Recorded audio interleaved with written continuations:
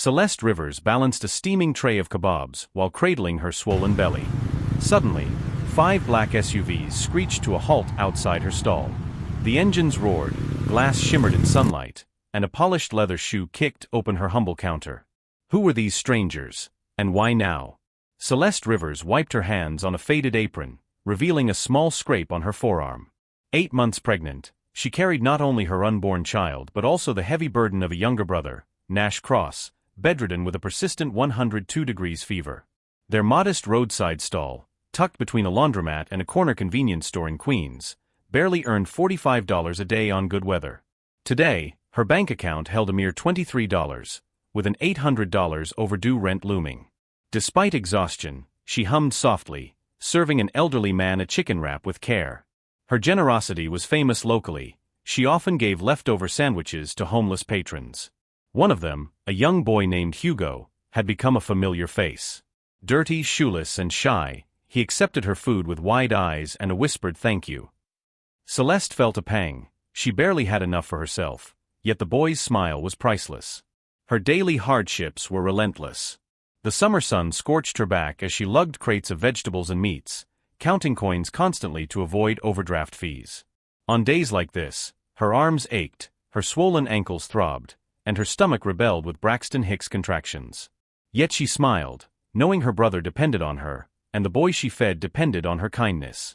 It was during a lull in customers that Celeste noticed a black SUV inching closer. Then another. And another. 5 gleaming SUVs in total, polished to mirror shine, engines idling like beasts. Out stepped sharply dressed men and a woman with a crisp Chanel bag, heels clicking against concrete. Celeste froze, clutching her apron. Something about the coordinated arrival, the expensive cars, and the way they scanned her stall sent a chill down her spine. The first cruelty appeared almost immediately. A man in a tailored Hugo Boss suit leaned over her counter, smirking. "This little corner of yours. Think it belongs to you," he hissed. His watch gleamed gold, and a thick cigar smoke wafted around him. Beside him, a younger man photographed her stall with a smartphone, pretending to admire it while clearly cataloging its every detail. Celeste's stomach twisted. Celeste's co-conspirator, though unknowing at first, was Quentin Hawk, a local developer notorious for forcing small vendors off prime streets for luxury chains. His motive was greed, a rumored $500,000 development plot, perfectly situated where Celeste's stall stood. The truth, however, was darker. Personal resentment over a minor insult months ago had fermented into a dangerous grudge. Hugo, the boy she had helped countless times, lingered near the edge of the crowd, unnoticed. His small hands clutched a worn backpack. His eyes, curious and cautious, darted between Celeste and the strangers. In that moment, Celeste didn't know that this boy held the key to her salvation. The tension escalated as Quentin's co-conspirators circled the stall. One casually knocked over a stack of cardboard boxes. The fresh kebabs, meant for customers, spilled onto the cracked concrete. "Messy little business," Quentin sneered, "doesn't belong here." Each word cut deeper than the 102 degrees fever coursing through her brother. Despite fear, Celeste's resolve surfaced. She straightened her back, pressed a hand to her swelling belly, and spoke gently yet firmly, "Please, you can't just." Her protest was interrupted. Quentin, smirking, pulled out an envelope, waving it like a weapon. "You have until sunset to vacate. Otherwise," his voice trailed into a chilling pause. The crowd outside the SUVs murmured, impressed by his authority. He had not yet revealed the full weight of his plan, but Celeste could feel the danger looming over her like a storm cloud. Timestamp, 4:23 p.m., the sun beginning to dip, shadows stretching long across the cracked asphalt. Quentin and his associates huddled near the SUVs, their laughter cutting through the hum of distant traffic. Celeste, gripping her apron, glanced at Hugo. The boy's eyes were wide but observant, his small frame tense. What do you think happens when Celeste discovers the truth about Hugo? Drop your prediction. The morning sun was pale as Celeste prepared the first tray of sandwiches. Hugo lingered nearby, nervously shifting his weight. She had no idea what fate awaited. Suddenly, a sharp horn blared. 5 SUVs rolled up again. Engines purred like predators. The tinted windows shimmered in sunlight. Celeste's heart hammered. Quentin Hawk stepped out first, polished shoes clicking, tailored jacket tight over broad shoulders. He grinned, cold. "Morning, Celeste," he said. "Ready to leave yet?" Celeste shook her head. "Please, this is my home, my brother." "Home?" Quentin sneered. "This is mine soon. You won't survive here. Not after today." Before she could react, a thug shoved her roughly. Tray clattered to the ground. Tomatoes rolled. Bread crumbled. Her swollen belly jolted. Pain lanced through her ribs. "You see," Quentin continued, eyes cold, "I like to make an example." He gestured. His men encircled the stall. One ripped the awning. Another shoved her basket of cash to the asphalt. Coins scattered like bullets. Hugo cried out. Celeste's heart leapt. She lunged, but a hand caught her shoulder. Her apron tore. Her arm scraped raw. Blood mingled with sweat. The metallic scent filled her nostrils. Quentin leaned in. "You think your kindness matters? You think a street kid can change anything?" His words bit, sharp as knives. "I own this block. I decide who survives." The ground shook with SUVs' engines. Their tinted windows reflected her pain back at her. Dust from the overturned crates coated her clothes, sticking to her damp skin. Celeste gagged on the acrid smell of gasoline mixed with fried food. A sharp kick sent her sprawling. Her stomach throbbed. Nash's medications, only a few pills, slid across the concrete. Panic clawed her chest. Hugo tried to grab them but was pushed aside. "Get out." Or worse, Quentin spat, finally revealing the full cruelty: eviction papers, forged signatures, legal threats. She stared. Everything she worked for, everything she loved, could vanish in a heartbeat. Blood mingled with sweat as Celeste crawled to collect scattered money. Pain radiated from every joint. Her body quivered. Every step screamed. Nash's fever spiked. She could hear him coughing upstairs, weak and desperate. Her belly ached, threatening early labor. She wanted to scream, but her voice was hoarse. Hugo sat on the curb, tears streaking his dirt-smeared face. "Celeste, don't leave me," he whispered. They had stolen dignity as well. Neighbors and passers-by watched, whispering. Someone took photos.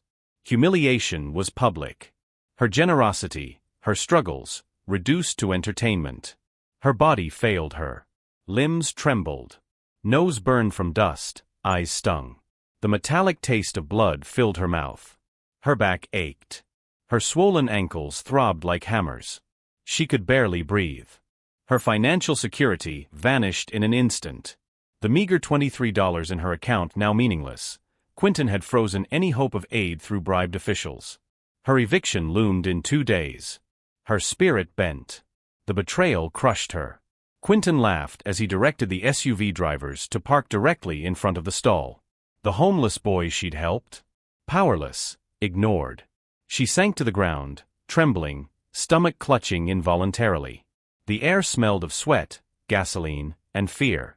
Every sound, shuffling feet, harsh laughter, clanging metal, was magnified. Pain surged with every heartbeat. She closed her eyes, wishing to vanish. Then a hand touched hers. Hugo. His small fingers gripped hers with surprising strength. "You saved me. I'll help you now," he said. Through tears, Celeste saw the first spark of hope. A local shopkeeper, Maya, stepped forward, offering water and a place to regroup. Amid chaos, she spotted something shiny in the dirt, an envelope Quentin had dropped. Curiosity sparked determination. Inside, a hint of documents, a clue to the boy's identity. Her body ached. Her spirit trembled. But she refused to die here, refused to quit. 6 weeks later, the world had no idea what was coming. What punishment does Quentin deserve? Comment below. 6 weeks had passed since Quentin Hawk had humiliated Celeste Rivers on the cracked asphalt outside her stall. Summer's oppressive heat gave way to crisp autumn mornings. Celeste, once bent by exhaustion and pain, now moved with measured grace.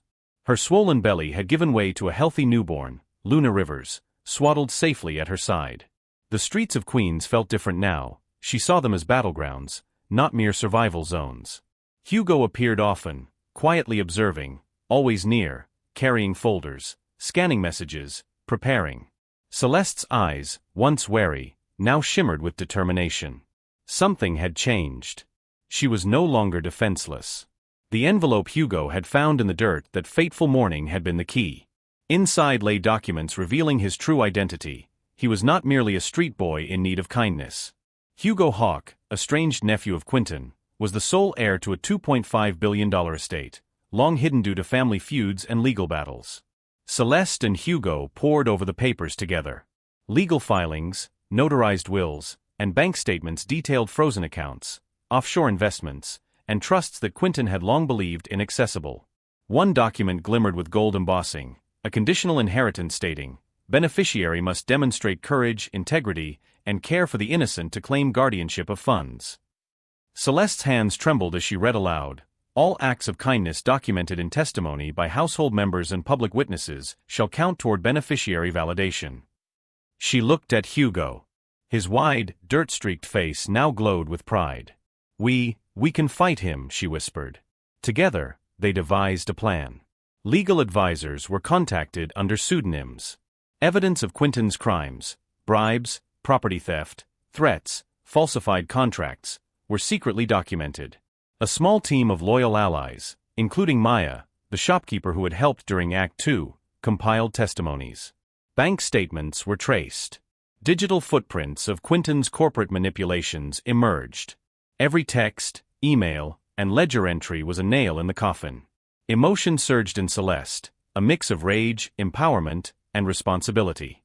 Hugo, once helpless, now stood as a living testament to her kindness. The very child she had nurtured in small ways had become the lever to topple the tyrant. Physically, Celeste had changed drastically. The months of stress and malnutrition were replaced by disciplined health routines. 5-mile morning walks with Luna in a designer bugaboo stroller, prenatal recovery exercises, and yoga strengthened her core. Weight shifted from 172 pounds post-pregnancy to a lean, toned 145 pounds, arms firm, posture regal.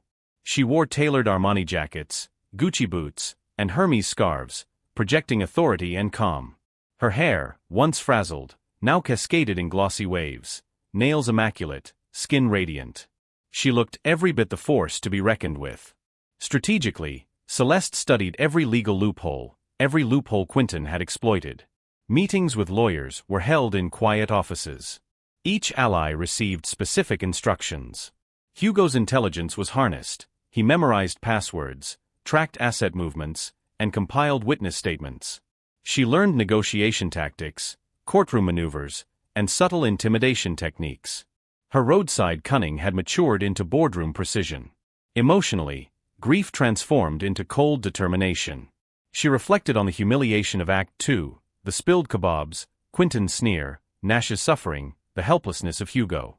Pain turned into fuel. Every betrayal, every insult, every threat carved into her psyche a singular focus: justice. She practiced confrontations aloud, rehearsing voice, posture, and calm facial expressions. Her anger was now a calculated instrument, not a wild fire. Every day, she walked past the old stall site, now partially abandoned, imagining Quentin's arrogant smirk. She visualized him frozen in disbelief as his empire crumbled. The transformation was complete. Celeste was no longer the vulnerable roadside seller. She had become a figure of poise, intellect, and quiet power. 3 days before Quentin's scheduled gala, a celebration of his supposed victory, Celeste finalized her preparations. Hugo had organized evidence packets, including bank statements showing stolen $847,000, emails detailing threats, and contracts proving fraud. Maya confirmed that local news would cover the event if needed. Celeste dressed in a fitted Saint Laurent dress, heels clicking with authority, gold bracelets reflecting the chandelier light. She exhaled, cradling Luna.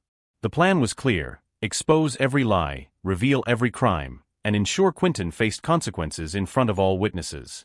Justice was imminent. How should Celeste expose Quentin? Comment your ideal scenario below. Quentin Hawk's gala glittered under the chandeliers of his newly acquired event hall in Manhattan. The Versace carpets gleamed crimson, and towering floral arrangements adorned every corner.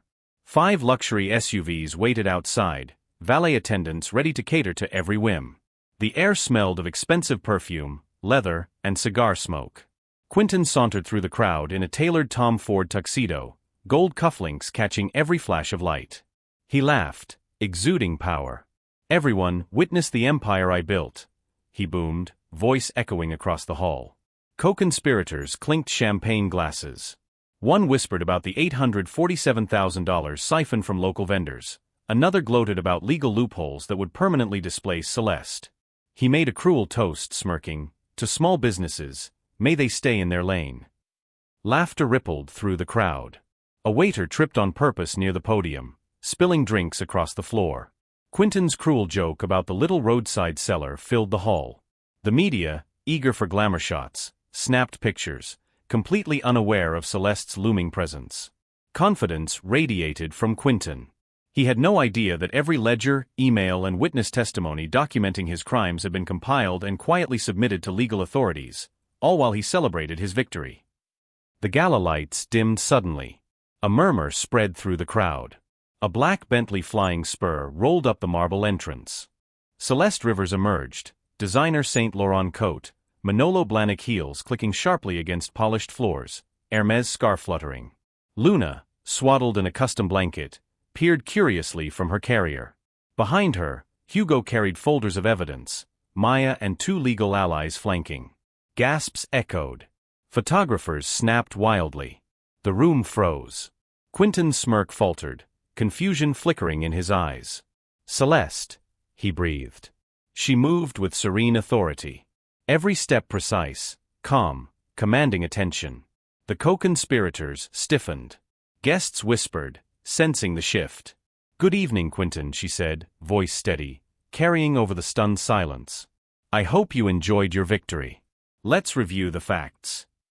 Her eyes scanned the room, landing on the media, ensuring every word reached witnesses. Hugo set up a projector. Legal documents were arranged on a sleek podium. Celeste's aura was one of control, power, and unyielding focus. Quentin's towering confidence shrank with each measured step she took. The projector lit up. First slide, bank statements showing $847,000 siphoned from small vendors, including her own stall. Numbers glared in bold, dates, accounts, transaction details. The crowd gasped. Quentin stammered. Fake numbers." Celeste smiled faintly. "Check the account names, Quentin. Every penny traced." Next, emails threatening eviction, bribes, and manipulation of city inspectors appeared. Screens flashed, text messages detailing coercion toward Hugo's guardianship surfaced. The audience murmured, phones recording. The air thickened with tension. "Your co-conspirators." Celeste gestured. One by one, they fidgeted under the spotlight. Texts proving complicity displayed. Quentin opened his mouth. Lies tumbled. Celeste countered calmly, disproving each claim with meticulous clarity. Numbers, emails, and witness statements layered, evidence mounting. $847,000 stolen. 5 small vendors ruined. Public humiliation inflicted. Quentin froze, panic flickering in his eyes. Celeste concluded the first round of evidence. The crowd, 20-plus witnesses already riveted, realized the storm had only begun. Quentin attempted to flee, but Celeste's gaze stopped him, unshakable. Security subtly closed in. Police sirens approached in the distance, already en route. The projector flickered again. Celeste Rivers stepped forward, heels echoing like a drumbeat of justice. She clicked the remote. Slide 1, detailed financial fraud. Dates, amounts, and accounts clearly listed. $847,000 stolen, diverted into offshore holdings. Quentin Hawk's eyes widened, disbelief etched across his face. Next, texts and emails. Messages showed him instructing staff to bribe city inspectors, falsify documents, and coerce small vendors into vacating their stalls. The room murmured. Each piece confirmed his cruelty, his greed, and his personal vendettas. Slide 3, victim testimonies. Small business owners, once silenced, now recorded statements praising Celeste's courage. Their faces flashed on the screen, names, businesses, damages, and amounts lost. $12,450 for one, $9,800 for another, totaling tens of thousands. Quentin's co-conspirators squirmed under scrutiny. The final, most damning piece: the attempted murder of Celeste herself. Security footage from outside her stall months prior showed Quentin's hired men shoving her and destroying property. The metallic scrape of her wrist, blood on her apron, her swollen belly exposed to danger, all meticulously captured. Every witness corroborated the attempt. Hugo handed over notarized statements, proving the crime's planning. Quentin faltered. This isn't legal." Celeste's calm voice cut through. "Actually, it is. Every move you made is documented. Every threat, every act, every stolen penny." Quentin's smirk dissolved. He trembled, voice shaking. I didn't mean." He collapsed into a chair, co-conspirators glaring at each other. One muttered, "We followed orders," another tried to lie, but Celeste countered each falsehood with evidence: messages, bank transfers, invoices. Quentin turned on his allies, shouting, accusing, begging. His face reddened with rage and fear. The room recoiled at the spectacle. Champagne glasses rattled. Cameras recorded every moment. His empire of fear crumbled in real time. Each co-conspirator faced humiliation and ruin. Felix Drake, accountant, revealed siphoning $120,000. Fired, assets frozen, reputation destroyed. Blake Vale, operations manager, caught bribing inspectors, arrested, fined $50,000, public disgrace. Hugo's estranged guardian, complicit in hiding inheritance, stripped of legal rights, permanently barred from guardianship, reputation ruined. They turned on one another in panic. Texts showing secret betrayals, double crosses, and bribes flashed on the screen. The crowd, dozens of witnesses and media, watched every collapse. Justice was no longer theoretical, it was tangible, visible. Police arrived, sirens echoing in the hall. Handcuffs clicked. Quentin Hawk and co-conspirators were led away. Statements read aloud. Grand theft, $847,000, 15 to 25 years. Attempted murder, 25 years to life. Fraud and coercion, mandatory fines and asset seizure. All assets were frozen immediately. Quentin's no-bail status ensured he could not escape. Celeste's meticulous evidence ensured charges were airtight. The inheritance? $2.5 billion, verified and transferred into Hugo's account, now under Celeste's co-guardianship. Property previously slated for demolition, reclaimed. Celeste declared, smiling, "This venue, and every small business like it, belongs to the people who earn it honestly." Hugo, once dirty, shoeless and fearful, now stood proud beside Celeste. Loyal allies were rewarded. Maya received full ownership of her shop, plus a grant to expand. Every victim had restitution verified. Celeste's courage and kindness had created a domino effect of justice. The villains were dragged away. Quentin, humiliated, shackled and defeated, finally grasped the full scale of his downfall. The crowd erupted, witnesses recording, applause echoing. Celeste, radiant, cradled Luna. Does the punishment fit the crime? What would you add?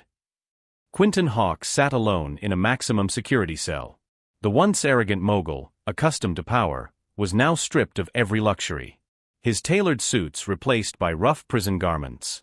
The cell smelled of disinfectant and despair. Inmates avoided him, aware of his public humiliation, while guards monitored him constantly. Medical records confirmed high blood pressure and early signs of cardiac strain, worsened by stress. Appeals were denied. The legal system had closed every door. Family visits were refused. Hugo and other relatives had severed all contact. Loneliness, regret, and humiliation consumed him. Felix Drake, Blake Vale, and other co-conspirators faced varying fates: prison sentences, financial ruin, and permanent public disgrace. Each day, news reports detailed their downfall. Quentin's empire of fear and greed, once towering, had become a cautionary tale.